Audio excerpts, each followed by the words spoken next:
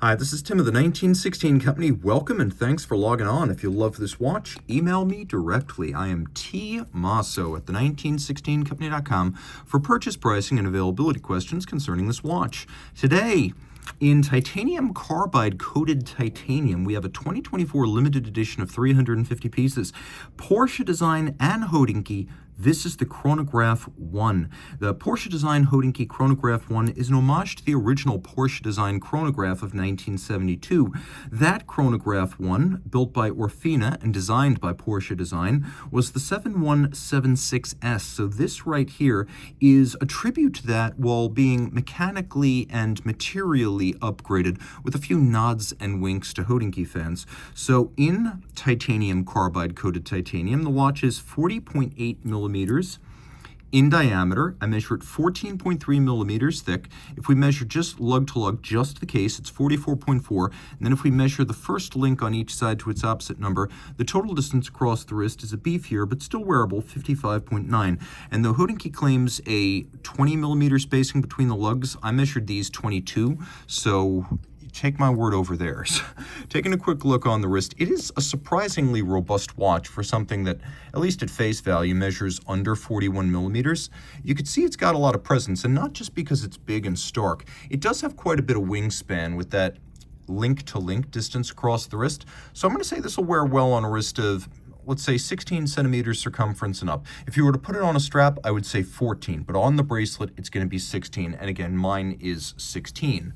It'll fit underneath most cuffs, but certainly all jacket sleeves. It's a good-looking watch. The timepiece includes a well-considered bracelet that's got a lot of thoughtful elements. You can see every single link is removable, so you're going to have a lot of sizing flexibility. You've got a folding clasp with the Porsche Design logo. I particularly appreciate these two little bevels on the edges, and then the twin trigger release, which makes it nice and secure. You have to press both triggers to pop it open. Inside, you can see there is a push-button slider that allows it to be moved in ways that advantage fine on-the-fly adjustment if your wrist size increases or diminishes. And you can see that little bit of knurling on the outside of the triggers. Porsche Design is all about attention to detail. Porsche Design was founded by F.A. Porsche, who's famous for designing the 911, the 904, the 695.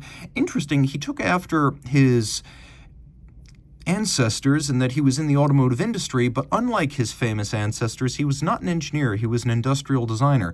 But kids, this is why you never give up on anything. Bootsy Porsche was actually thrown out of industrial design school because of their perception that he lacked potential and ability to stick in the profession. Well, we may have a word with that school. But the good news is, if you really believe in yourself, you too can go as far as your talent and ambition carries you. And so this watch resembles, in a lot of ways, the watch that he designed after leaving Porsche, the car company. Porsche Design, established in Austria, for a long time collaborated with Orfina, IWC, Eterna, but since 2012, they've really focused on making their own watches out of their Swiss manufacture in Solothurn. And Porsche itself, the car company, does own Porsche Design, so the two companies are now unified, but design remains in Austria and manufacture of the watches remains in Switzerland. So this is a Porsche-made watch, not just a Porsche-branded watch. Taking a quick look at the Lume, you can see Hodinkee, because their Hodinkee went for Fotina, but it doesn't have any impact on the amount of luminescence. Also, because Hodinkee is an American company, they decided to go with a mile calibration on the tachymetric scale outboard, whereas the original one would have been a 1,000 unit, presumably kilometer-based scale. This one is explicitly imperial units. Other interesting things going on here, you can see the use of the Fotina and the presence of the H. Now, of course, that stands for Hodinkee here. The ones that said 3H would have been supplied to the military historically, and they would have included tritium. So that's where that comes from, but the single H is the only Hodinkee branding on this dial. That said, it's not the only Hodinkee reference on this dial. Take a quick look at the date 8 complication. It is a 7751 internally. I've got a hacking stop seconds function. I've also got a double quick set for the date and the bilingual day. So I have both English and I have Japanese. And the idea here is that Hodinkee established its first international branch in Japan. So that's why we have that little nod to Japanese watch collectors. We also have a little chronometer certification notation. The original one would have used a Lume 5100.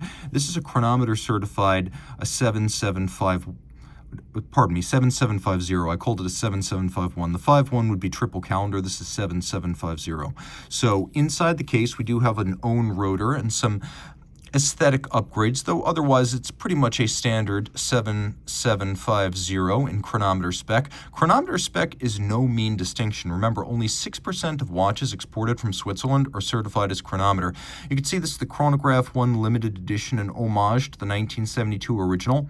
And you can see on the side it says Trilogy Chapter 1. So yes, there will be more, just not more exactly like this. Interesting feature that's present here. We have a quick release system that's based on a trigger that's in the bracelet itself. So the good news there is that we still have the ability to interface with a standard 22mm strap that uses spring bars. So even though we have the convenience of a quick release, we're not locked into using some sort of proprietary mechanism like, say, an IWC Aquatimer, an Hublot Big Bang Unico, or a Cartier Roadster. Other features we've got, well, it's a unidirectional automatic winder with a 4 Hz beat rate. It's got a 48-hour power reserve. It has the stop seconds, the double quick set. It uses a combination of a very crisp and well-tuned cam function selector. Really indistinguishable from a column wheel. This is exceptional. But then it also uses the oscillating pinion clutch. And the oscillating pinion clutch is a type of lateral clutch that's actually germane to all 7750 architectures, but otherwise kind of rare in the industry. It's a lateral clutch that produces just about no extraneous movement. If you press and hold, an oscillating pinion can engage as smoothly as a vertical clutch, which is why increasingly we are seeing oscillating pinions make a comeback in the industry on high-end watches from the likes of de Bethune, F.P. Journe, and Richard Mille. The watch is 100 meters water resistant, so yes, it is absolutely swimmable, and it's very durable and versatile overall, with a lot of fun nods to the past, the present, and the future of Porsche design and Hodinkee watchmaking.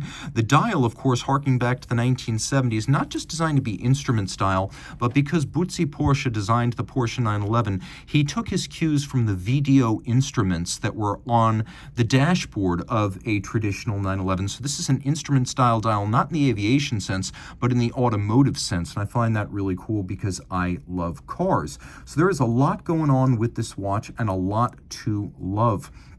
It's absolutely packed with love letters to horology and the automotive realm. So reach out to Team Mosso at the 1916company.com for purchase and pricing details.